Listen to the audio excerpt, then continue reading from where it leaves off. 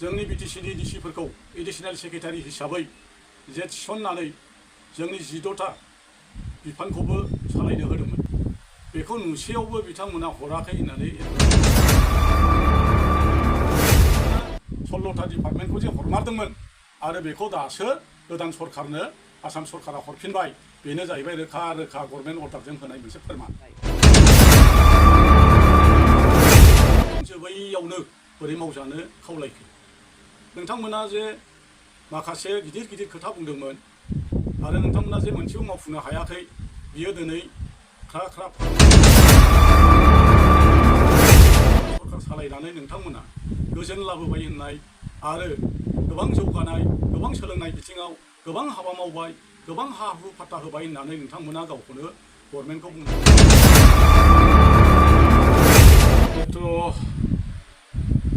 बेखौनो बुंगोन आङो,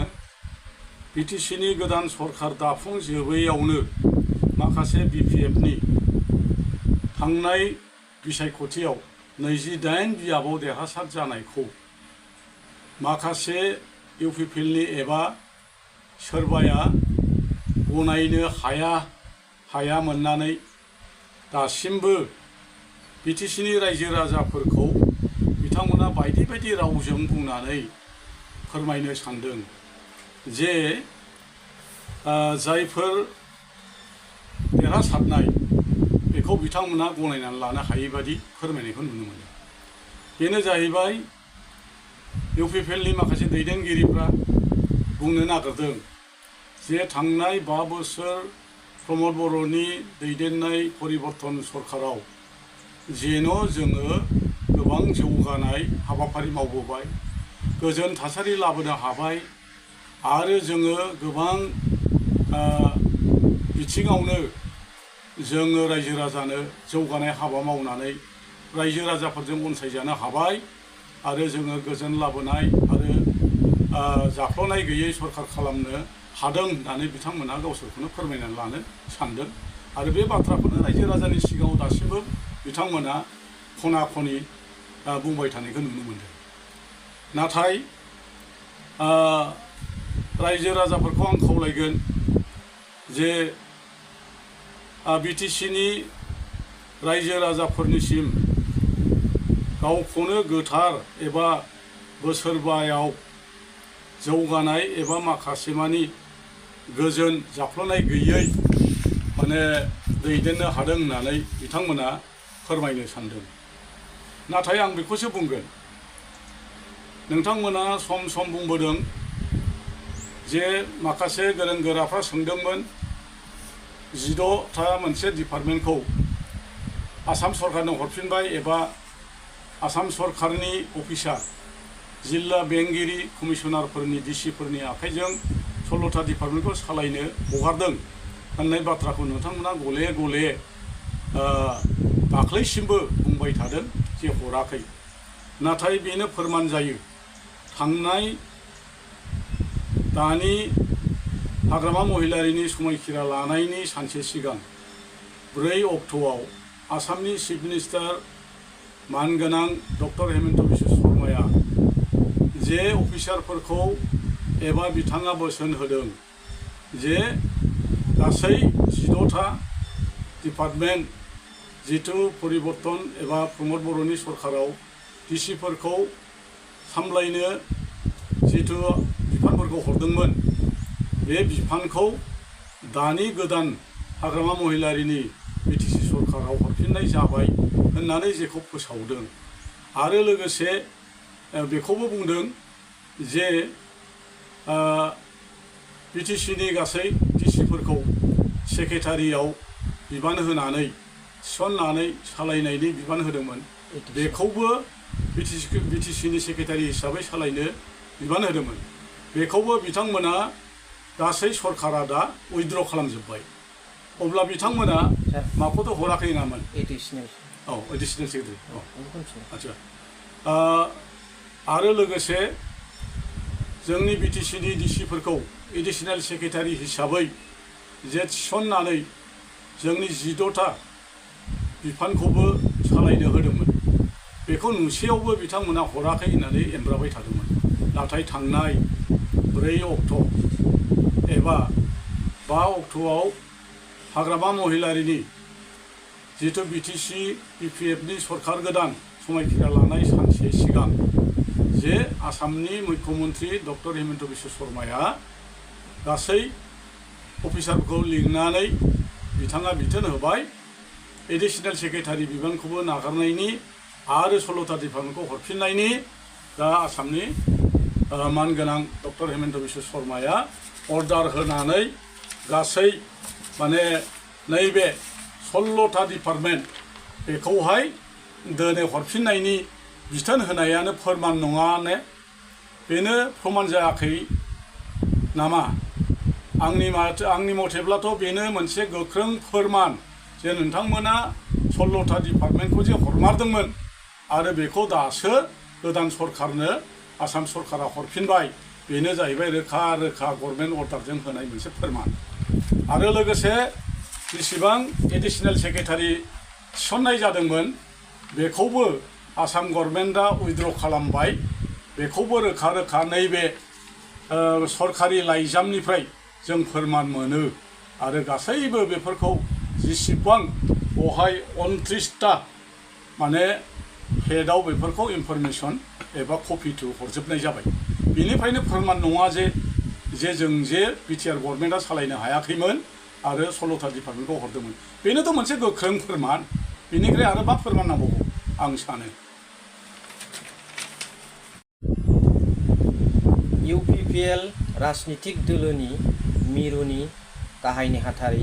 मानगोनां राजु नार्जारि बिथाङा बिटिआरनि दफाफोरखौ हालन खालामनो थाखाय हाग्रामा महिलारि बिथां सारखौ ससियेल मिडियानि गेजेरजों गोबां बोसोन होनाय बादि बिथाङा बुंदों आरो गोबां बिथाङा बुंबावदों दा बे बुंनायनि सायाव सारा मा बुंनो सानो रायजोफोरनो फोरमायहरदों बे बिथिङाव बुंनो माखासे गोनां दङ आं बेखौनो बुंनो सानदों बे सोंनायनि फिननायखौ इउपिपिएलनि गाहाय नेहाथारि राजु नार्जारि बिथाङा सासे गावखौनो गोख्रों लिडार साननानै लाग्रा सासे ग्रेट लिडार इउपिपिएलनि बिथाङानो सासे गिदिर दैदेनगिरि नाथाय नोंथाङा बिपिएफनि आफादगिरि आगुनि बिटिसिनि चिफ मानगोनां हाग्रामा महिलारि आगुनि बिटिसि हाग्रामा महिलारि सारनि गोदान सरकार दाफुङै समावनो नोंथाङा माब्रै नोंसोर मावनो हायै नोंसोरो गोजोन सुक्तिनि गेजेरजों लाबोनाय दफाफोर एबा एमअएसआव गिदिर गिदिर अनुस्थान प्रतिष्ठान गायसननो नागिरनाय नोंथांमोन एसेबो मावजोबनो मोनै मावजेनै हाबाफारिखौ नोंथांमोना बोरैहाय दानि सरकार गोदानखौ सरकार दाफुंजोबैयावनो बोरै मावजानो खावलायखो नोंथांमोना जे माखासे गिदिर गिदिर खोथा बुंदोंमोन आरो नोंथांमोना जे मोनसेबो मावफुंनो हायाखै बियो दिनै ख्रा ख्रा फोरमान जादों जायनि थाखाय नोंथांमोना दिनै बेफोर हाबाखौ मावनो हायैनि थाखायनो थांनाय 22 तारिखनि बिसायख'थियाव रायजो राजाफ्रा नोंथांमोनखौ जेरैबायदि बुंदोंमोन बिनिख्रुइ उल्था भाबै नोंथांमोनखौ दिनै फेजेनदों आरो दिनै नोंथांमोना गाज्रि भाबै जेननानै थानो गोनां जादों जेराव नोंथांमोना बिटिसि गोजोन गोरोबथा पिस एग्रिमेन्ट समाव नोंथांमोना 12 देरहादोंमोन डाबलखौ लानानै सुबुं हिसाबै 10ल'मोन नाथाय दिनै बोसोरबा सरकार सालायनानै नोंथांमोना गोजोन लाबोबाय होननाय आरो गोबां जौगानाय गोबां सोलोंनाय बिथिङाव गोबां हाबा मावबाय गोबां हा हु फाट्टा होबाय होननानै नोंथांमोना गावखौनो गभर्नमेन्टखौ बुंनानै लाबाय आरो नोंथांमोना गोबां गिदिर गिदिर खोथा होनानै नोंथांमोना सरकार खुंबाय नाथाय बोसोरबा थांनायनि उनाव दिनै बिसायख'थियाव नोंथांमोना गाज्रि रोखोमै जेननांबाय रायजोफ्रा बिनि फिननायखौ होबाय बेखायनो बेनो मोनसे फोरमान होननानै आं सानो नोंथांमोन मावनाया खुगायाव मोनसे बुंनाय आरो मावनाया मोनसेथिं फारसे खारनाय बेखायनो मावनाया जेबो जायाखै नोंथांमोन बुंनायाल' सिगांग्रोदों बेखौ आं सानो दा नोंथाङाथ' सासे इउपिपिएलनि गिदिर लिडार जानानै दैदेनगिरि जानानै नोंथाङाबो सासे थांनाय बिसायख'थियाव गराइबिल बियाबनि सासे नोंथाङाबो बिजाथिसोमोन। नोंथाङाथ' गाज्रि भाबै एसेल' भट मोननानै जेननांदों। अब्ला नोंथाङा सासे थांनाय बिसायख'थियाव बिजाथि जानानै जेननांनाय मानसिया नोंथाङा दिनै बिटिसिनि गोदानै सरकार दानो थांनाय जाय चिफ जागोन एबा जाय सरकार दैदेनगोन बिथांमोनखौ नोंथांनि खावलायनाया बेसेबां रज'गोन एबा नोंथाङा बेसेबां गनायजागोन एबा नोंथांनि बे बिटिआर गभर्नमेन्टआव मावनो हायै इउपिपिएल मावनो हायै दफाफोरखौ मावजानो लुबैनाया बेसेबां नोंथांनि खावलायनाया ओंथि दङ बेखौ रायजो राजा साननो गोरोंफ्रा बिजिरगोन एबा गनायनांगौ गनायनाङा बेयो रायजोनि आखायाव थागोन। बेखौ आङो इसेबां नोंथांनो जटिलथा बाथ्राजों बुंनो सानाखै। बेयो जाबाय नोंथांनि खावलायनाय। नाथाय आं सानो दानि बे गोदान बिपिएफनि बिटिसि सरकार मानगोनां बिटिसिनि निर्माता थांनाय 17 बोसोराव गोबां हाबा मावबोखानाय बे बोसोरबायाव सरकार गैयाब्लाबो माखासे गादि लबि माखासे सार्थफोर दैदेनगिरिफ्रा हाग्रामा महिलारिखौ नागारलांजोबदोंब्लाबो दिनै हाग्रामा महिलारिया हारसिङै थादोंब्लाबो बिथाङा रायजो राजाखौ नागाराखै आरो रायजो राजाफ्राबो हाग्रामा महिलारि सारखौ नागाराखै। बिनि फोरमाना जाबाय थांनाय 26 तारिखनि रिजाल्ट। बावहाय जोङो 28टा देरहानानै दिनै सरकार दानो हाबाय। बेनिखायनो बावनो जों मिथियो जे आरो बेनो मोनसे बुंनो गोनां दानि गोदान सरकार जागोन सरकारखौ आं सानो इउपिपिएलनि गाहाय नेहाथारि राजु नार्जारिनि बोसोनखौ एसेबां गोनां दं होननानै आङो सानाखै आरो नोंथांनि बोसोनखौ एसेबां लानांगौ होननानैबो आङो फोथाया एबा सानाखै।